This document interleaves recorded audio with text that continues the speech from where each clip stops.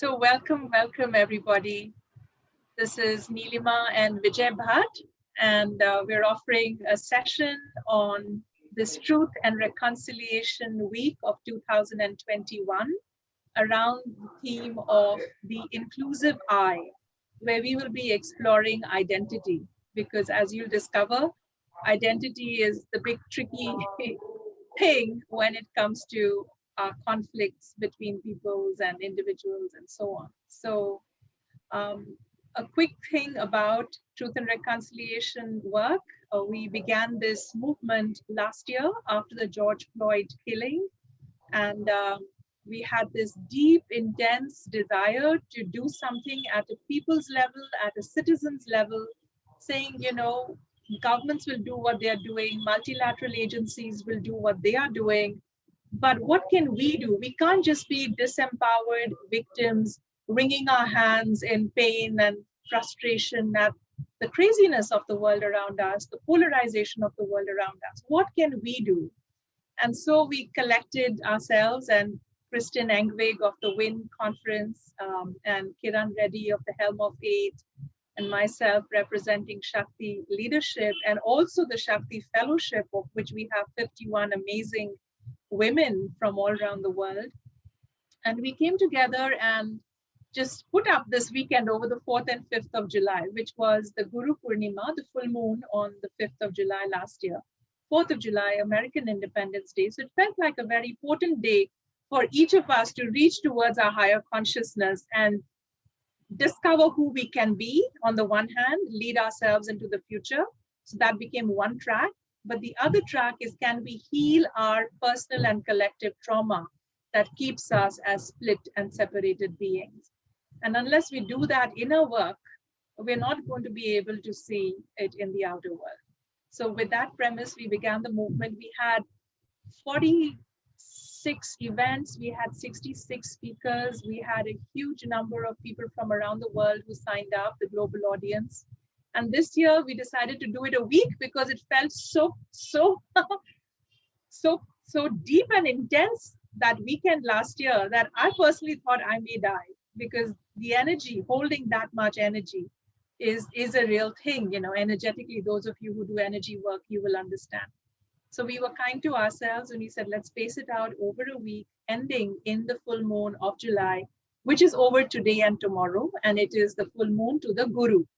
And one of the aspirations of this movement is to align with India's spiritual destiny that all the masters have called out, that to show the world to human unity.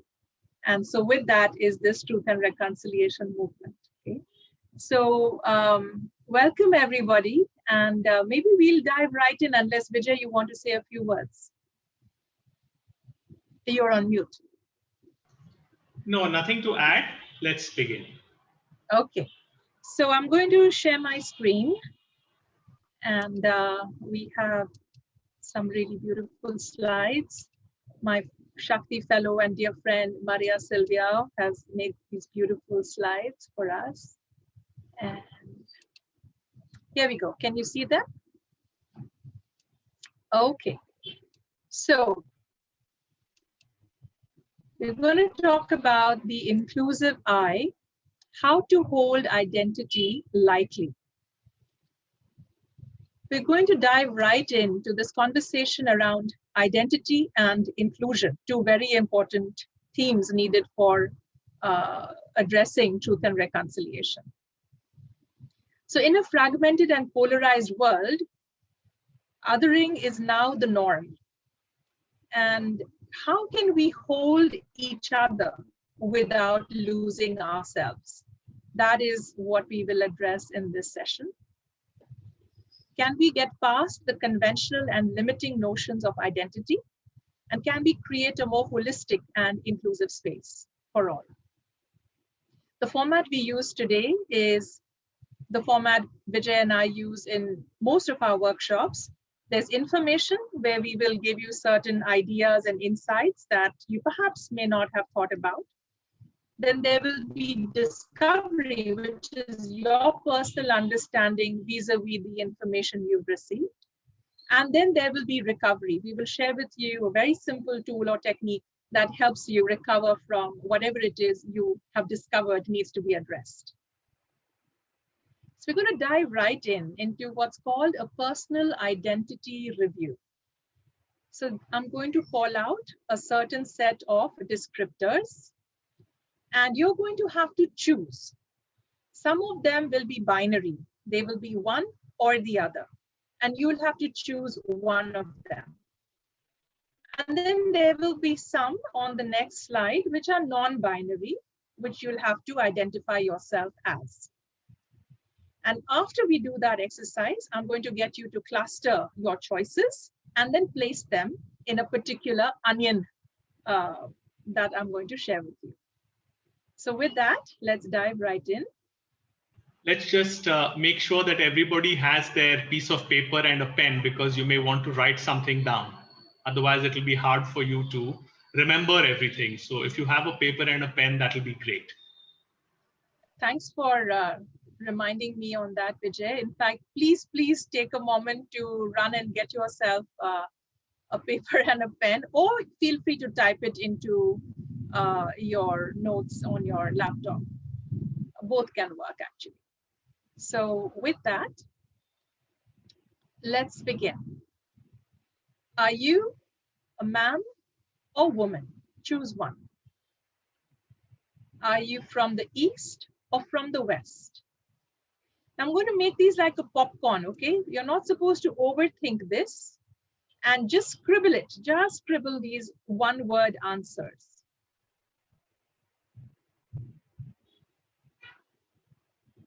Are you from the global North or the global South?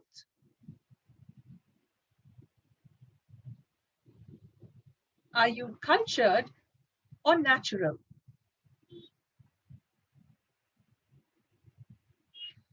Are you modern or traditional? Are you creative or logical?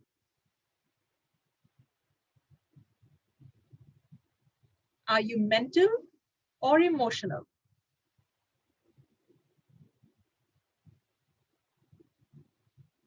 Are you white or colored?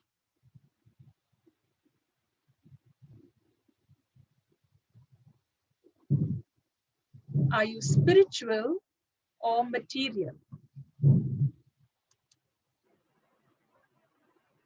I'm just going to pause a bit for everyone to catch up. Vijay, just so you know, I can't see the chat, so feel free to just unmute and share what you have to say. I just wanted to say that you don't need to type into the chat box. You may want to keep this private. If you feel you want to type into the chat box, it's absolutely fine. But if you want to just write it down on a piece of paper or in your own notes on your computer, that's fine too. Just whatever you prefer.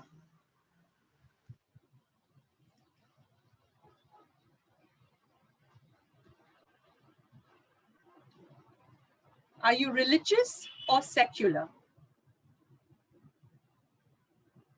Are you a dreamer or practical?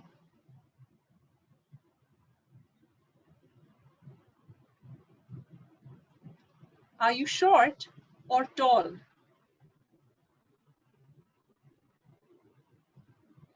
Are you a local or a foreigner?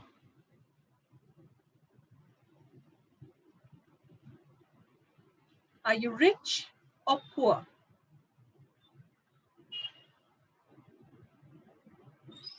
Educated or uneducated?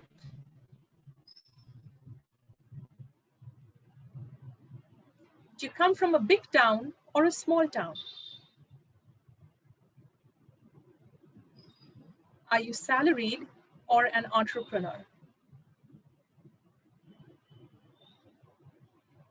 Are your people or your nation identified as a colonizer or colonized?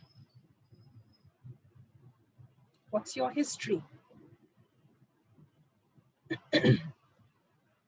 Are you an optimist or a pessimist?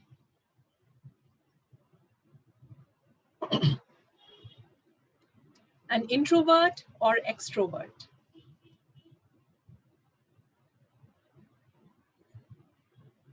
A husband or a wife? A son or a daughter? A father or a mother?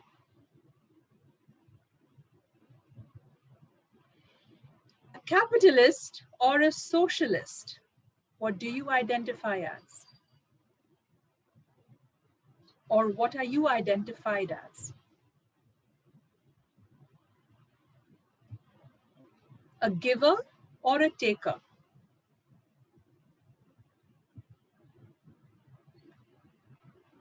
Are you dominant feminine or dominant masculine?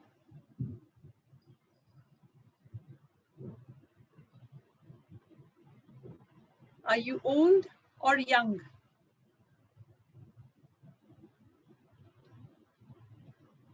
Fit or unfit? Fair or dark? This is your skin color.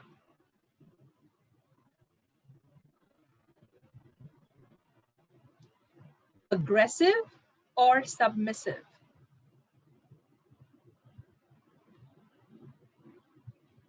And some more. What would you say is your religion,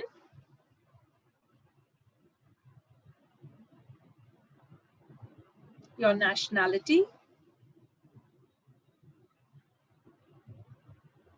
your caste,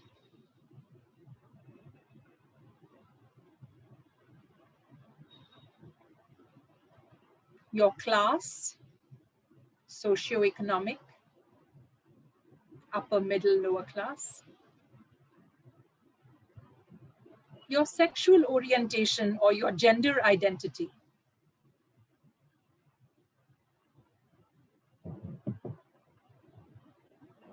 your race,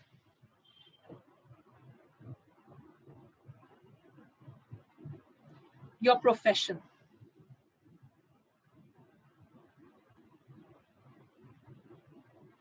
your generation, given that we have all these X, Y's, Z's.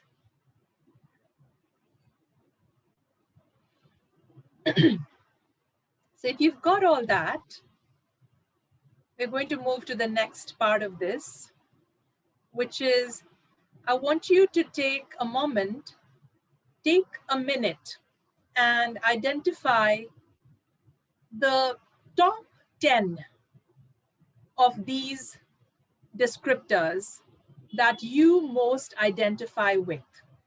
So look at the list of everything that you have written,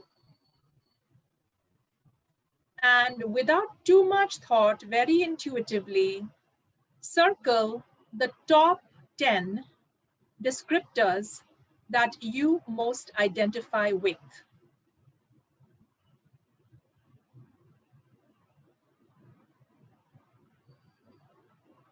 It could be the binaries we listed earlier. You choose one of them, or it could be from this list. All these make up our identity.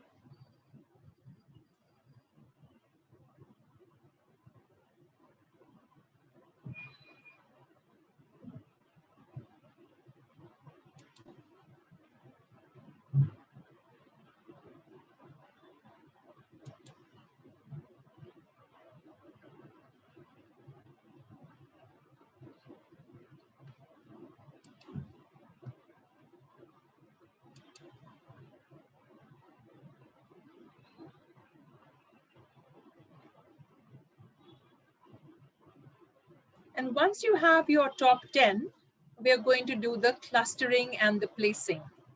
So I want you to draw these onion rings on your sheet of paper, or just list them if you don't have a sheet of paper. But we're going to do this onion of identity called Who Am I? Okay. So create an inner circle at the center of your page. And of those 10 top descriptors that you have identified with, list the top 3 you most identify with. This is where you have to make a choice. The top 3 that really define you, who you are.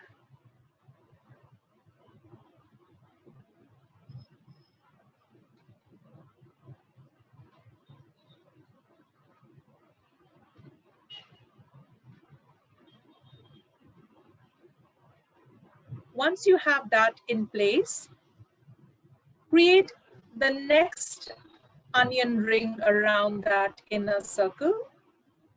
And in this middle circle, I want you to list the next 3 descriptors that are important to you, that you really value.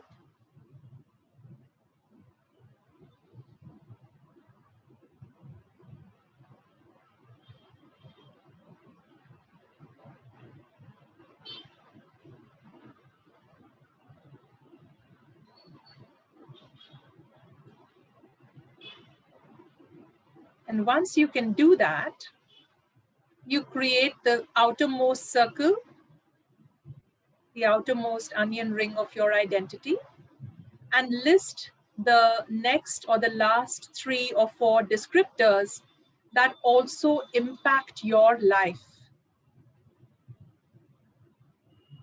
So I'll give you an example. In the outer circle, for example, when I had to identify, am I fair or dark? Through my life, when I was a kid growing up in India, having fair skin is considered a big deal. So I was identified as dark-skinned. And even though I don't identify as a dark person and it doesn't really impact my identity, it turns out that others saw me through and identified me as dark-skinned. So that did impact my life. So think of those kinds of descriptors as well.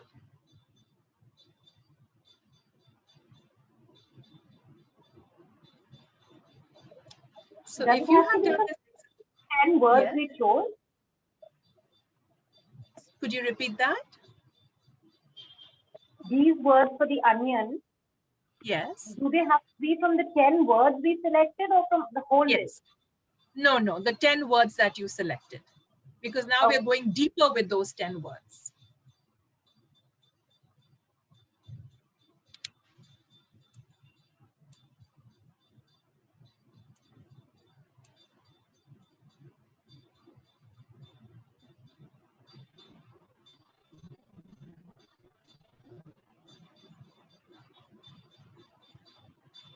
So with that, I'm now going to hand you over to Vijay, who's going to explain what we do with this discovery piece now.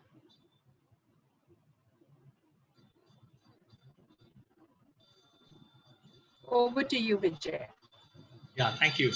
So before we go any further, I've just unmuted myself, and I'm sure some of you may be hearing the chanting and the singing in the background. So we live on a noisy Mumbai street, and just below our home, there is one little temple. And today being a big day, as Nilima said, today is Guru Purnima. So there is some chanting going on. So I invite all of you not to get disturbed by it, but look at it like, the Guru's grace is with us as we are doing this activity. So just let it kind of be there in the background, okay? So before we actually go into the breakouts and so on, and our colleague Juliana is going to help us to do that, I just want you to take a step back and look at this onion as a whole and just reflect for a moment as to your own selection, your own clustering, your own placement. How does it capture you? Does it capture you? To what extent does it capture you? Of course, the human psyche and each one of us are very layered and very complex and very textured individuals. So obviously 10 words are never going to capture your identity. But as a start, if you were to just take a look And if you say, yeah, this feels right to me, in my gut, I feel, yeah, this is me, or this is how I see myself, or this is how I am seen.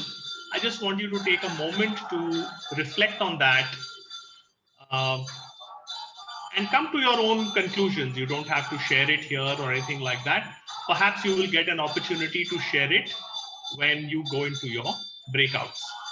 So can you go to the next slide, please, Nilima? Yeah, so what we are going to do now is that we are going to give you the chance to go into breakout rooms for about 10 minutes. And we are going to do these breakout rooms at random because it's always fun in a session like this to be able to interact with people who you don't know, from other countries, from other backgrounds, from other cultures. And what we would like you to do in these breakout rooms is we would like you to talk about your top 3 descriptors, the stuff that's in the center of the onion, those 3 descriptors that you most identify with. And what we want you to say is where and how did they come about? So I'm asking you to rewind a little bit and to look back over your life and to try and identify. So for example, if let us say I had picked something like creative, right, as something that I truly identify with, then if I look back, I start to see that even as a child, my parents really encouraged me to be good with words and to be good with pictures and to be good with music. And so if I look back, that thing about creativity was instilled in me from a very young age through my parents. So I want you to think about that, and I want you to share a little bit about where there might be. You don't need to go too far back. Wherever your memory takes you is fine. The second thing that we want you to share is, how have these served you in life? What has been their contribution to your life and to your identity? Again, if I think about creativity, it has been a huge contributor to my life because over a period of time, I stumbled into the advertising profession and made it my home for 25 years, which is really where creativity and commerce comes together. But also, what have they blocked out? What are some things that may have happened in your life, but perhaps did not happen because of this particular descriptor or this particular value? And the last thing is, what usually triggers these things in your life? Very often, these things that we value, these things that we cherish, these things that we hold dear, we hold them quite tight. And when we are confronted by situations in life, sometimes these things get a little bit triggered. For example, if I have chosen, let us say, my identity as a father as being very, very important. And if I find myself in a situation where my commitment as a father or where my effort as a father is discounted, then I'll find myself getting very triggered and very charged by it. So I'm asking you in this process of reflecting and sharing to not only talk about yourself, but also listen very carefully. So next slide, please. To what the others are saying, the other 2 people in your group. And so when you have the opportunity to listen, I invite you to listen with no evaluation or judgment. Just listen with head and heart. Just listen with curiosity. And now this is very important. After each person finishes their 3 minutes of sharing, I would like the other 2 people in the group to acknowledge them by saying this aloud. So for example, if I were in the group with, say, Raj, I would say, Raj, I see you. And I want both the listeners to actually say that. Or if I'm in the session with, let's say, Noel, I'm going to say, Noel, I see you. And then Noel will say that to the other people in the group. So this is what we would like you to do.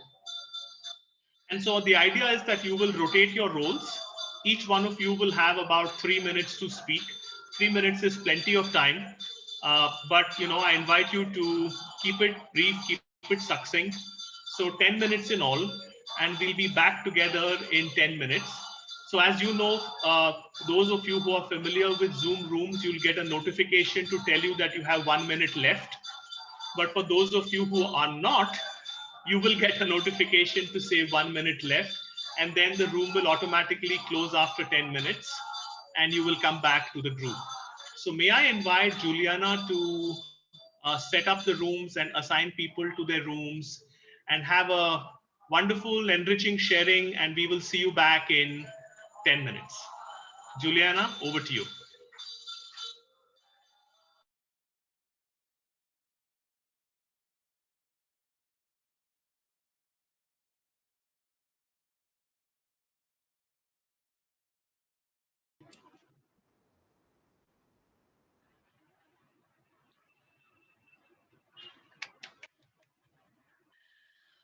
Wonderful. Welcome back. Vijay, do you want me to get into this slide share again?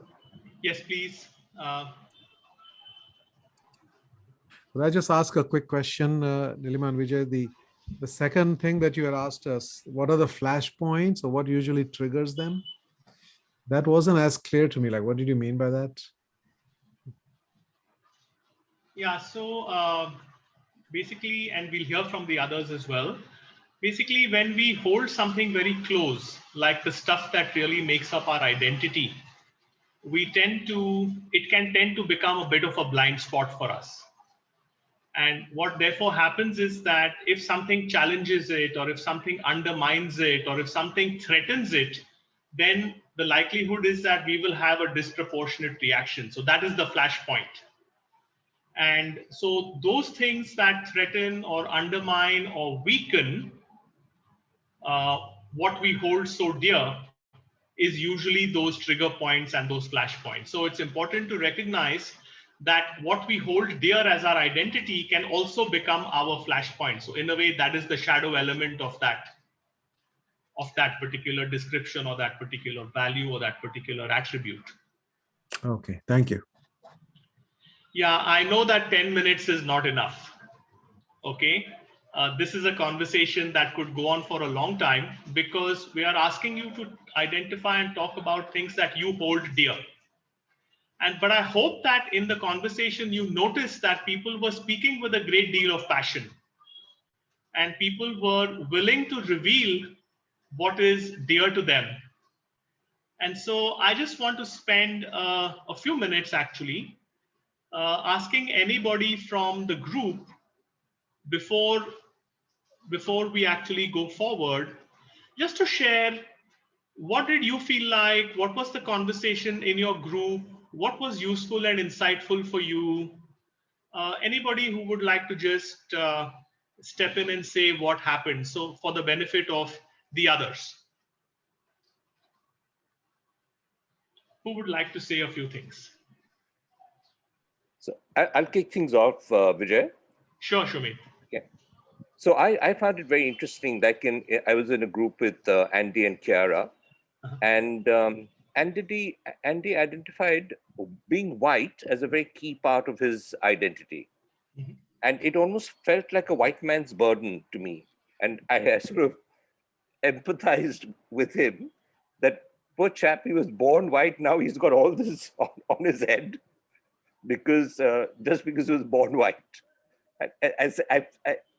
It was obviously it was very important, and I'm glad that he identified that's it's not that he identified as white, but others identify him as white, and therefore he still carries that burden.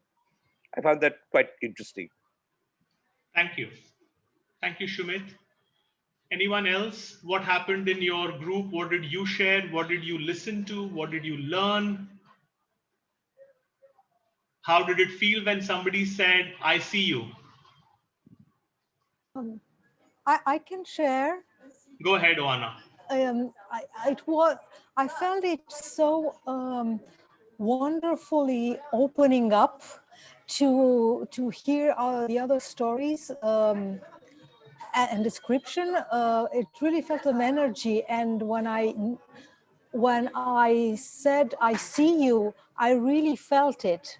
It was not only a ritual or a protocol, it was true. I don't know if it's clear what I'm saying, but it was really a way to connect with the other people. I felt something deep was happening when the others in the triad shared the three characteristics in the inner circle. So I was surprised by this level of authenticity in a simple exercise. Beautiful. Thank you for sharing that, Oana. Anyone else would like to say a little bit about what happened in the group? How did you feel? What shifted for you? Yeah, I can speak. Go ahead, Andy. To follow up to what Shamit was saying, yeah, it was interesting for that to pop out for me as a core, in addition to being emotional and being a giver. And to me, you know, the more and more I learn about, you know, white colonization throughout the world, it's, you know, whether it's an identity I, you know, want or not, or want to agree with, it's the reality is I carry so much of that with me. And to me, it's more of a responsibility than a burden. It's a responsibility to try to understand that and try to understand the impact of that wherever I carry that. But I will speak to the impact of just saying, I see you was really extraordinary. And I've learned that in some other settings recently, just how powerful that can be, to just simply say, I see you, I hear you. And I feel like that's so much of what most people are really wanting. So thank you. I hear you about the responsibility area, Andy. Thank you, Andy. And thank you, Shumit. One last comment. Anyone else? I can go. You know, Go ahead.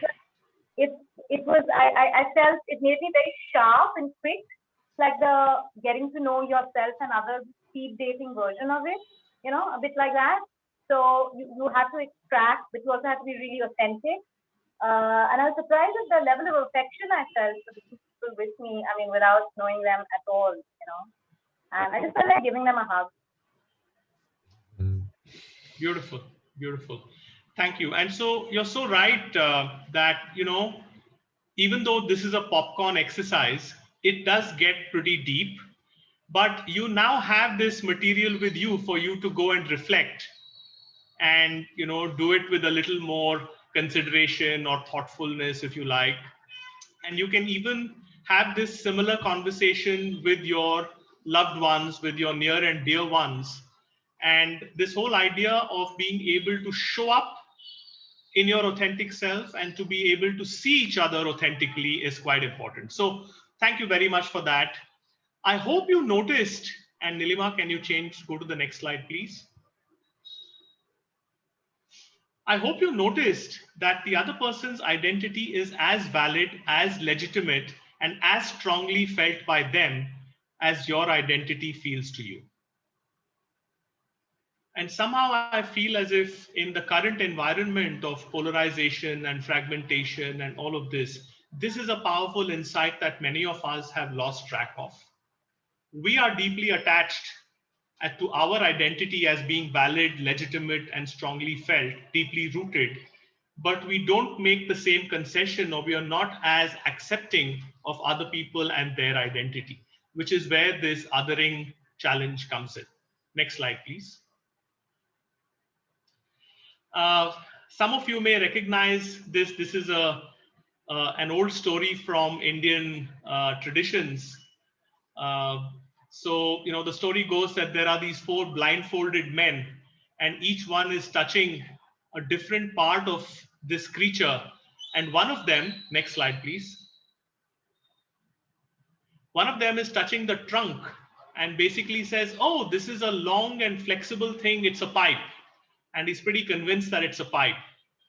The next person says, touching the foot of the elephant and says, oh, this is a strong foot. There's a strong pillar. The third one says, He's holding the tail of the elephant and says, oh, this is a rope. It's exactly like a rope would feel. And the fourth person says, who's lying on the back of the elephant, says, this is like a comfortable sofa. Now the question is, are they right or are they wrong? And obviously the answer to this question is that they are partly right, because they are relying on their perceptions without their sense of sight, but they are partly wrong because they are relying on their perceptions without all their senses being brought into play. And so obviously, if these people have to resolve their so-called differences, then the first thing that they would have to do is to take off their blindfold. And having taken off the blindfold, then they would have to put themselves in each other's shoes and say, oh, I can understand now why you thought it's a pipe. And I can understand now why you thought it's a pillar. And I can understand why you thought it's a rope. And then they might be able to all step back and say, oh my God, it's more than all of these things. It's actually an elephant. And so we thought that this little activity of identifying our descriptors or our labels and then talking about them and listening to others gives you the same sense of being able to look at reality through the lens of other people. Next slide, please.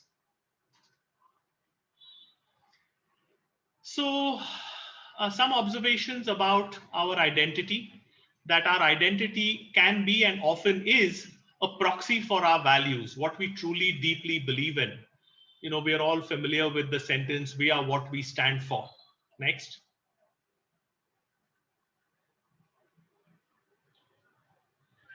Now, these identity elements are partly chosen as we grow up and we mature, but they are partly given to us. And the example of Andy and his identifying with being white is something that has been given to him by simply the miracle or the accident of birth, right? So our identity elements are necessary because they help us to create an integrity around our sense of self, but they are also limiting because that very same integrity turns into a boundary and a border, and by doing so it creates the non-self, or it creates the other. And therefore inbuilt into identity is the possibility of othering, and that is very important for us to take note of. Next slide, please.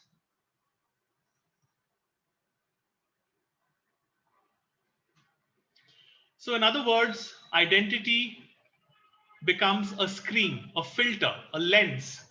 And what it can do, like this beautiful visual, is that it can actually distort reality. Sorry, you seem to have gone back, Nilima.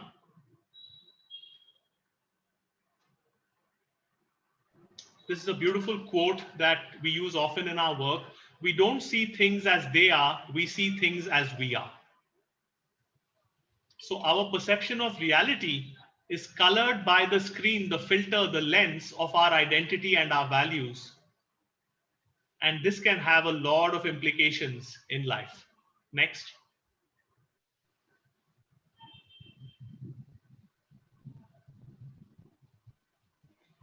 So here is a question for us to ponder upon, which is, what does reality look like without your screen? In other words, if you were to take off the blindfold of your identity, what would you see? And this is an important question because this is the core question at the root of all meditative and contemplative practices. Most spiritual practices are pointing us to be able to take off our blindfolds and to be able to see reality as it is. And it is deeply connected with identity. This is a lovely little visual where two people are looking at the same thing. One person sees a 6, the other person sees a 9, and both are right. And they can argue because they think the other one is wrong. And this is how othering ultimately turns into conflict. So we're trying to establish a link here. Identity, a screen and a filter, an attachment to it, a sense of judgment that therefore automatically creeps in because of that attachment, turns into othering, and turns into conflict. Next.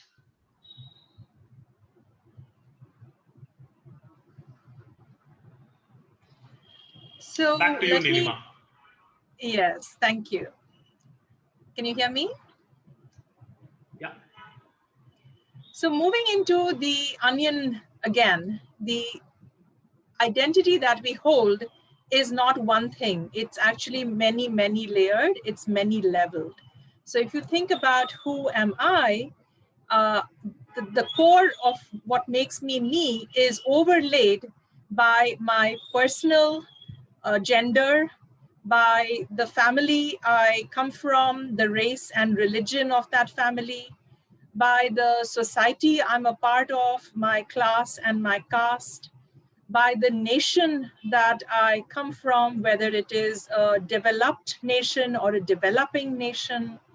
And ultimately also my identity is linked to my planetary identity in terms of what species am I vis-a-vis the others. So on this planet, I am a human, right? So there are all these layers to who I am and what makes me me. Now, here's the interesting thing. We've drawn a line across this because typically for each of these levels, there will be one lot that are privileged and another lot that are underprivileged. So if you are male, you have more privilege than a female or the non-binary identified people.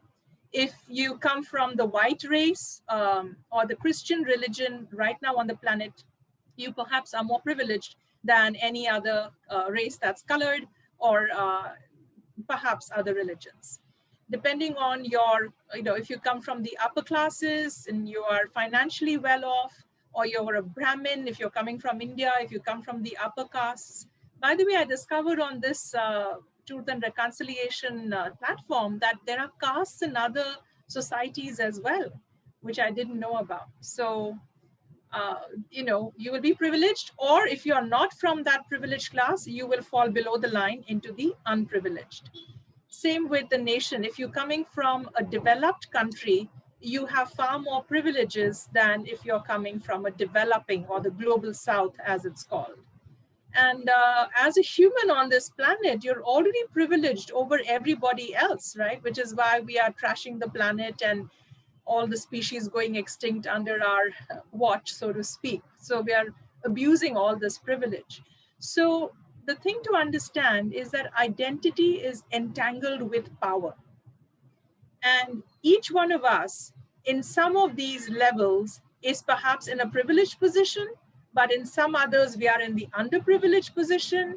So who we are, our identity is a composite of some amount of privilege and some amount of underprivilege. And therefore that gives us like a total power quotient in terms of how we navigate the world with how much power and privilege we have. So our identity is also entangled with power. So what are the 5 clues that your identity is limiting you? This is going back to Raj's question, right? So you react disproportionately to a situation. You have this huge anger attack or rage or whatever. Or you judge quickly, or you criticize forcefully, or you experience recurring stress or strong negative emotions such as fear, anxiety, shame, guilt, resentment. This is happening a lot, I find, on many of my calls around this theme, because those who see themselves as underprivileged are carrying a lot of resentment at this time. And it's actually kind of limiting the dialogue sometimes. Another clue that your identity is limiting you is when you resist new perspectives or learnings, or you feel stuck and your strengths no longer work. No matter what you do, you're getting the same old results. This is a time to examine your sense of self, your identity. And I love Jung's quote, as always. says, it's about understanding your opposite. So nothing is true without its exact opposite also being true. Thus, the universe seeks equilibrium. So this is why we took you at the beginning of this call with those binary choices, saying somehow this world is made up of polarities, and that's how the universe seeks equilibrium. Let's understand the purpose of polarity. Nature must have had some purpose and intelligence, right? So think about a horseshoe magnet. If we did not have a North Pole and a South Pole, you would not be able to move a wire through it and unlock the potential energy of the space and generate power or current that fuels our work, our life, our business, and creation itself. So this is the deep understanding that polarity isn't just a cussed thing the universe threw into the game. It is a very necessary part of the design. And it is through the creative tension of polarities that we cut through and unlock creative power and the ability to do what we do. Everything needs fuel, everything needs energy. And that's how it gets generated in a system, through polarity. So over to you, Vijay. Yeah, a common question that is often asked is, can identity evolve?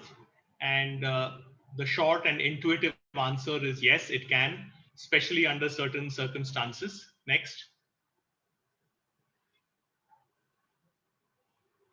So obviously our identity evolves, and all of us will recognize that what makes up our identity may have been different when we were young adults, as we grew, as we matured. So our life stage has an important impact.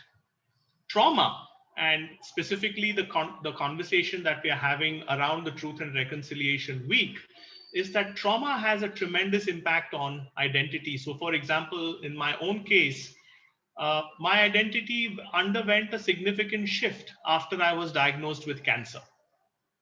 The same thing happens with people when they are, for example, made redundant, or they lose a loved one, bereavement, a relationship breaks down. So trauma can have an important impact on identity. Next. The context has an important impact on identity. So we know when we travel to a different culture, we automatically adapt and adjust those identity elements to be able to fit in as required. When in Rome, do as the Romans do. So context can have a big impact. But finally, there is an opportunity for adapting and evolving our identity through conscious choice. So for example, if you make a lifestyle change decision, you are contributing consciously to being a new person, to being someone who has evolved and grown through the challenges that life has. So many people, we say, when it's time for change, they take the fork in the road. They will take the path less traveled because they want to see their identity evolve and grow. Next. So this brings me to a concept called the levels of consciousness, which is, when we talked about life stage, that was a kind of a biological, if you like, perspective. But here is another perspective of how identity can evolve. We call this the levels of consciousness. And so next. So, we represent it with this inverted triangle, where at the bottom of it, at that sharp edge, is what we call the exclusive eye, where my awareness and my consciousness is very contracted. I feel kind of locked in, blocked in, and my sense of I is really, really important. Whereas at the other end, at the bigger end, is what we call the inclusive eye, where the I remains, but the inclusiveness or the inclusion has been brought together with it. This is the shift. This is the move that we can see and we can aspire to. Next. Now, if you think about both social, cultural, psychological, and spiritual development, it kind of follows this path. And so the most basic level of our consciousness is called the I level, or the egocentric level, which we describe as egoistic, narcissistic, and self-serving. And this is not necessarily only in a negative way. Even if, let us say, I am completely focused on my own survival and nothing else, then I'm going to be egoistic, thinking about myself, narcissistic, looking at myself, and self-serving. And so I is my primary orientation at this very basic, and in a negative way, you may call this at a very primitive level of consciousness. Next. The next level of consciousness is called the us versus them, or the ethnocentric level. And this ethnocentric level is, if you think about it, is when we went from being individual hunter-gatherers to tribes people. And so the idea of the tribe, the clan, the community, the class, the caste, the partisanship when it comes to sports teams, right? The conversations in terms of my nation, myself, my country's self-interest, your country's self-interest, all of this whole competitive atmosphere based upon a kind of a clannish coming together is the second level, or the us versus them level. Next. The third level is called the it level, and that is described as the scientific level, which is more rational, which is more objective, which is more secular. And if you think about probably the the 12 to 1500 onwards, the Reformation, in the Western world, the Renaissance, the scientific movement, right? Or in the ancient world, this happened a few millennia prior to that. But when there was a realization that there are many more things common to us than there are that separate us. So all the fact that the principles of science, gravity or the electromagnetic force, or the fact that if you cut anybody, we will all bleed, all these kinds of aspects which comprise human body of knowledge that is indisputable, comes under this level of consciousness. Now, as I'm explaining it, you will recognize, and I invite you to recognize, that each one of us has every level of consciousness alive in us at this moment. There is a part of us that is in I, egocentric. There is a part of us that is in us versus them, ethnocentric. There is a part of us that is in the it level, scientific. Next. Then we come to what is called the we level, which is the pluralistic level. And I want to distinguish this from the us versus them. Because in the us versus them, there is still a territorialism, and there is still an orthodoxy or a dogma or a certain kind of ritualism. Whereas in the we level, it is much broader, much more multicultural, inclusive, planetary. A wonderful example of this would be the Olympics, which are starting tomorrow, right? The Olympic movement is a fabulous example of humanity operating at the we level. Yes, there is fierce competition, but the overwhelming energy and dynamic of the Olympic Games is that we are one planet, one humanity, and we are here to celebrate our excellence amidst our diversity. That's a beautiful example of the we consciousness. And finally, next, what is described as the one or the unitive consciousness. This is the consciousness that all spiritual leaders talk about. The integral, the universal, the boundaryless, where the separation falls away. Yoga, the coming together, the union of the human and the divine and of all of us, and seeing all of us as one species, seeing the planet as one Mother Earth, the Gaia consciousness. So the reason why we are placing this in front of you today is simply to show you that our identity is not just that one onion, but there is also a vertical axis to that identity, which is really the levels of consciousness that we are at. So if I asked each one of you to think and reflect that in general, where is your own center of gravity on this scale from I to 1? And whereabouts do you move, and what causes you to move up and down? What situations, what events, what kind of people, what kinds of settings? This will give you a different perspective in terms of your identity. So let me hand over back to you, Nilima.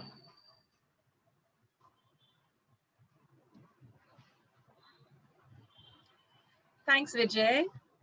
And as Vijay and I were putting this deck together, I was thinking of this thing called the all-seeing eye. When we talk about that part of ourselves, which is I, but also capable of including everyone, that is the self that is able to see, the I see you exercise. So that self in us that can see everything, see is the EYE as well. And so the all-seeing eye is something that exists across so many cultures, right? So there is the right eye and left eye of Horus mystery school from Egypt. If you go to Kathmandu and those parts of the Buddhism, you will see these all-seeing eyes of the Buddha that are painted on the four sides of a building.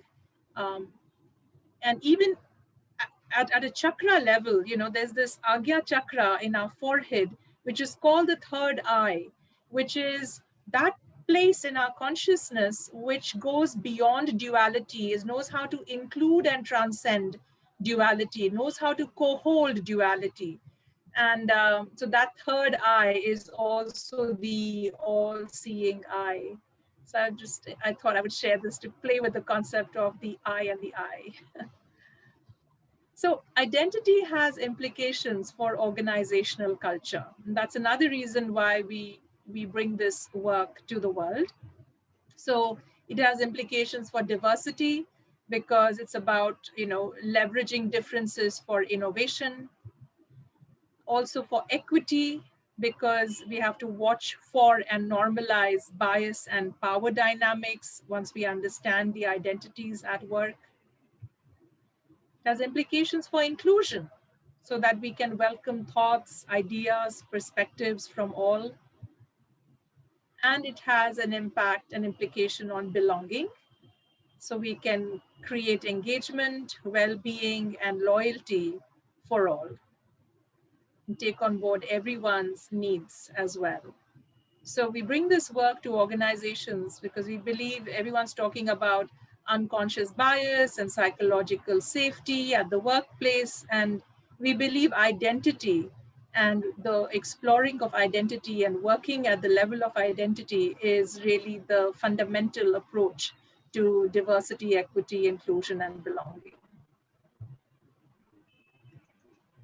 Another lovely quote from Carl Jung: everything that irritates us about others can lead us to an understanding of ourselves. So we are back to that, or, self and non-self, and that which I don't identify with, I somehow reject. And when I see that show up in someone else as their behavior, it triggers me because I have denied it in myself. And if I can turn the mirror around and say, how is this the other part of the choice I made when I identified with one aspect of this, and this is the complementary other aspect of what I chose to identify with. And if I can integrate that complementary other aspect, I not only understand myself better and the other person better, I become more whole and more balanced and more at peace within myself. So I take you to this inclusion practice, very simple. If you enjoyed the I see you practice, what I want you to do now, and I'm going to stop share actually, so that maybe before I do that, let me tell you what we're going to do. I'm going to stop share so that we can all see each other on the screen. And then I'm going to invite you to look at any one person on the screen who draws your eye. And we're all going to be muted, but say it aloud towards them. All is one. There is no other. I am just another you. I am here to be me.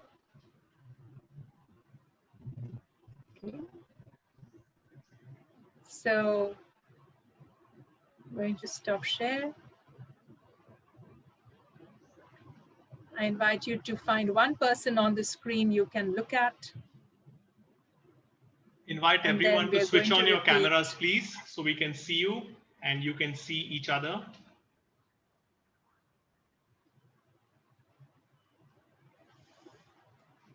Take a nice deep breath and then find someone, open your heart towards them and repeat after me.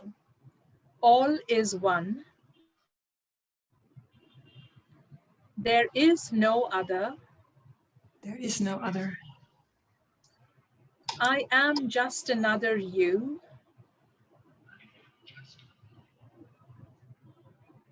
I am here to be me.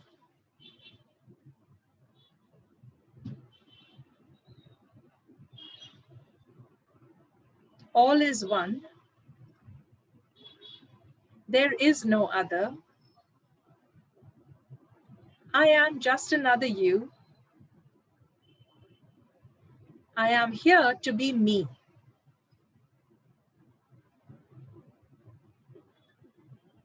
Say this silently. Embed this as a mantra or an affirmation. All is one. There is no other. I am just another you. I am here to be me. Keeping that wonderful heart open space. We're moving towards the closing of our call, but we have some nice things to share here.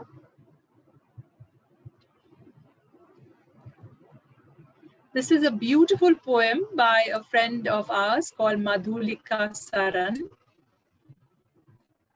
And just allow it to wash over you as I read it out. She says, peel off all the layers that hide you. You are not a spouse, a sibling, a parent, or a child. That's just a role you play at a given point in time. You are not your designation, your title, your degree, or your award. That is only what you do or what you have done. You are not your successes or your failures. That is only an outcome of your efforts and factors you couldn't control. You are not your house, car, perfume, or the brand that you use. That's just the money you spent. You are not the people you know or the places you have been to. That's just the choices you made. You are not the books you read, the music you hear, or the shows you watch. That's just the flavor of the moment. Peel off these layers and see what's left. Have you met yourself yet? That deepest self with a capital S.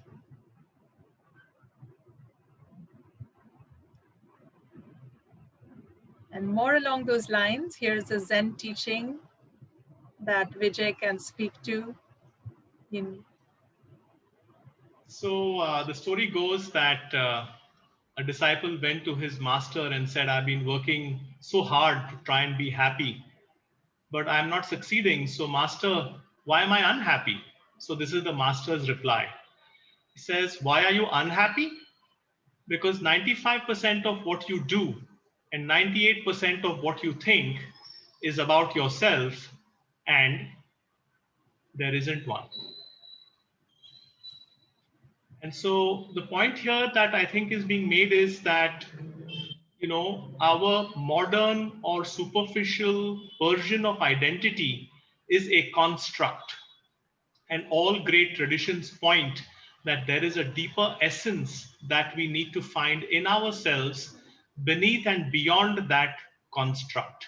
And so this teaching is really about, as Nilima said and shared with Madhulika's poem, have you met your deeper self yet? And the purpose of this session is to trigger this inquiry and exploration for each one of you, give you some tools, some methodologies, and hopefully a group of people with whom you can proceed along this journey. Nilima, back to you. So the summary of the inclusive eye. Identity defines you, but need it limit you? If you hold your identity lightly, mindfully, you can include the other without losing yourself and not get caught in unhealthy codependencies. Moving from the exclusive I towards the inclusive I takes practice. But beyond your identity is the great prize of oneness. Diversity, equity, inclusion, and belonging for all.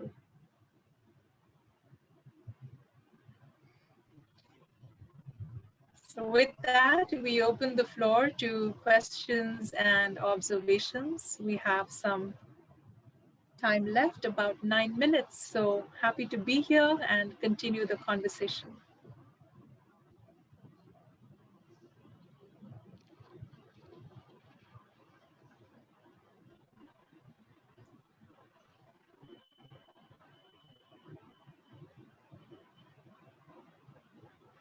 Yeah, Shumit, please go ahead. Wonderfully put together and very revelatory. And just in this 90 minutes, I feel that we are. Thank you. Yes, your comment about I am because we are, that is such a beautiful expression of the Ubuntu philosophy that comes from Africa, that my identity is subsumed under the collective identity, joyfully so and gratefully so. Thank you. Anyone else? Yes, Althea. Hi, Nilima. I was wondering if you could go to the slide where you talked about the factors that are limiting your identity.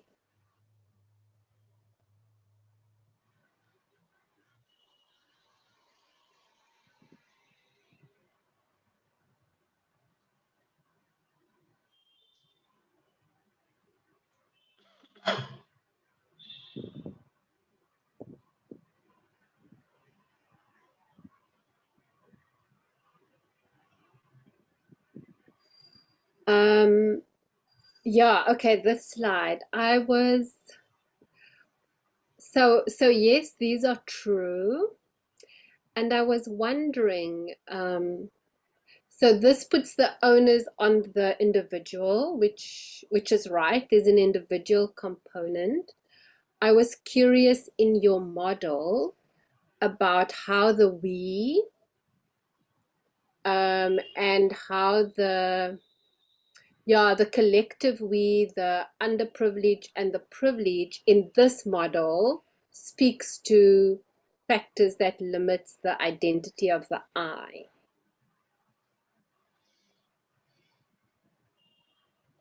Maybe Vijay can speak, but let me just start off.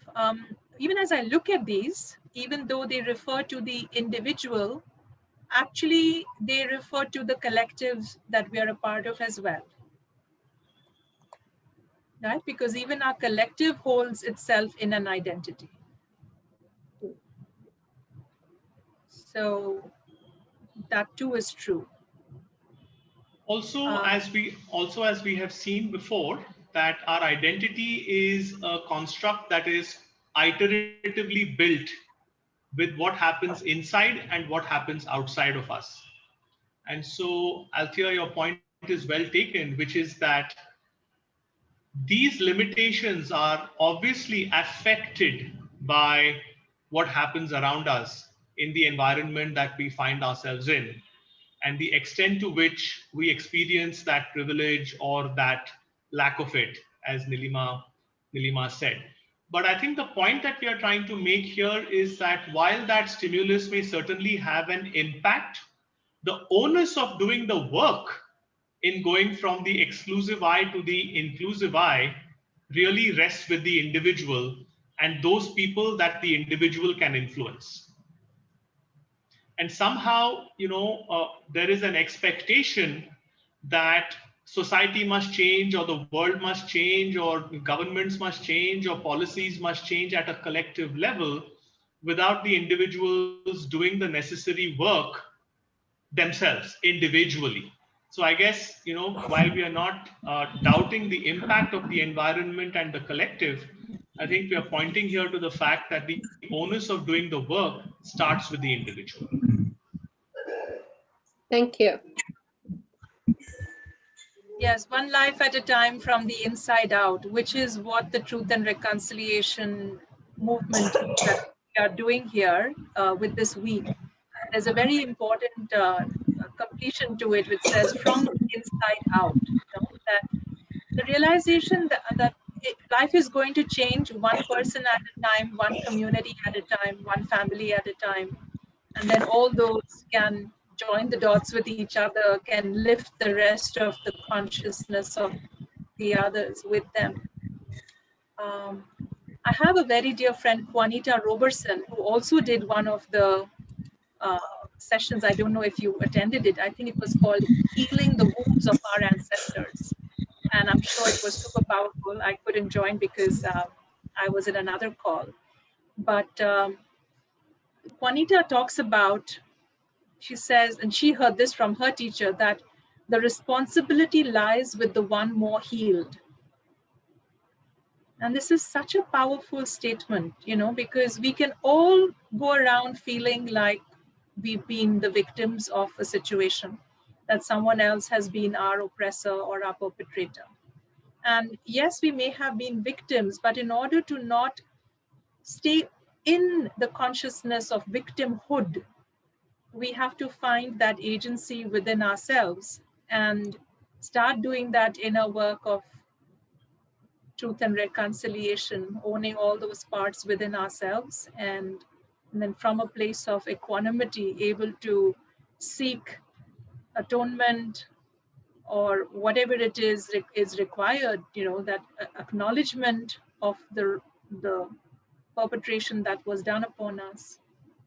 But to not give our power away to that other who may or may not give us the acknowledgement or the bearing witness that we need, in a way that's giving our power away. So how can we take that power back and bear witness to ourselves and our journey, and then rise from there? So ultimately, between the oppressor and oppressed, basically both are in disempowered positions. So whoever can come to their presence and their wholeness can gift that to the other. So we say the responsibility lies with the one more healed in that moment. In an interesting way, it is sometimes the so-called oppressed person, the underprivileged person in that polarity, who doesn't carry the burden of having been the bad person and then has the capacity to rise and then give a hand up to the other. There's so many stories of forgiving and forgiveness between oppressor and oppressed. And very often it begins with the so-called underprivileged person. Would that session or the sessions that we haven't attended, would they be made available to see? Juanita decided not to record that session because it was so confidential. It was a real, see, the whole point of this week is that we come here to do our work. We are in therapy effectively.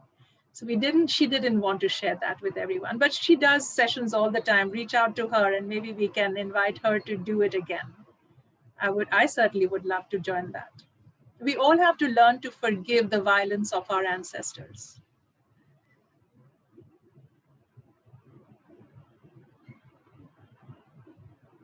Vijay, you're on mute. It's almost exactly 9 o'clock, so maybe one or two closing comments. We are happy to stay on if people still want to chat, but since we had said it's a 90-minute session, we want to honor that as well. So those of you who need to jump off, please feel free. But if you have something to ask or say before you do, please go ahead. Vijay, this is Madhu. I just want to make a comment that it was really a wonderful session. Both Nilima and you, I think, handled so much of the concept so beautifully, and it was all encapsulated so effectively. Within 90 minutes, what you guys covered was excellent. Thank you so much. Thank you, Madhu.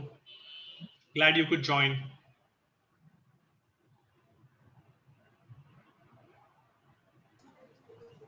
I would also like to thank you, Nilima and Vijay, for this fluid session and so mind-opening. I was really touched by the mantra about that you invited us to practice, Nilima.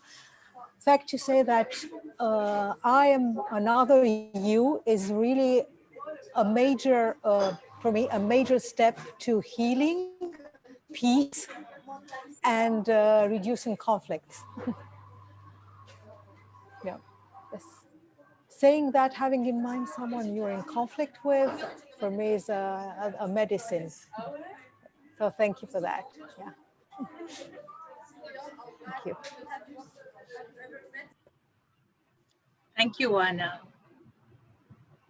Yeah, Evgenia, would you like to say something? Yes, I would like to. First of all, I would like to thank you, both of you, not only for this session, but for this wonderful second TRW. I've tried to attend as many sessions as possible. I mean, I would like to have had more, but there is this time zone difference. And as Nilima said, yes, we are in a healing process. And I think that the majority of us, if not all of us, we've started this healing journey a couple of years ago. And now we have the chance really to go ahead together more and more. And I would like to keep this, what Nilima said, that the responsibility lies with the once more healed. So I mean, the way we go ahead in this togetherness, we bring with us others that they are, let's say, in earlier stages.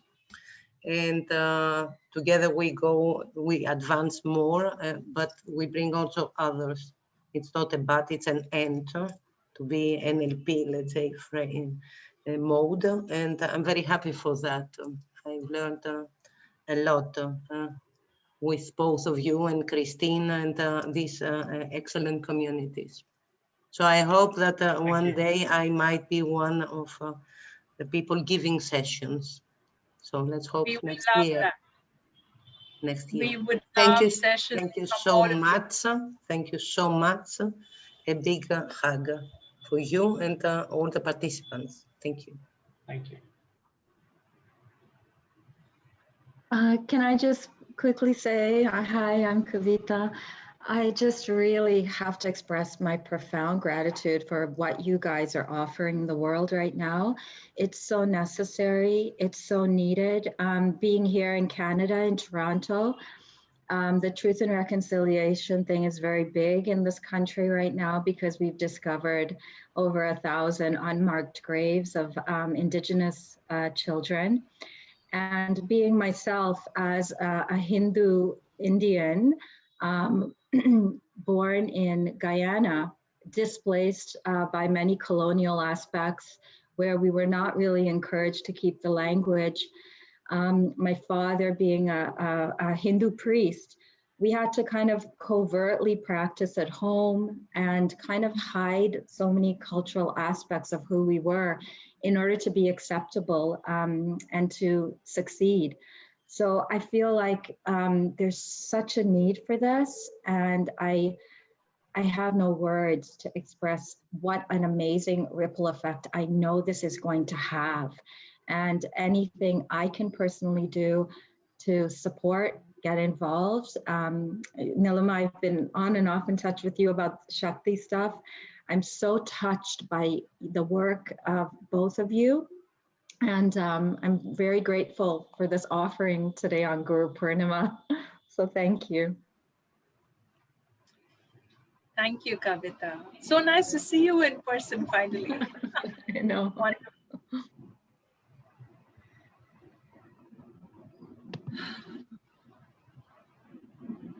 So with that, if no one has any other questions or comments, maybe we'll just close with our mantra and then I will end the meeting.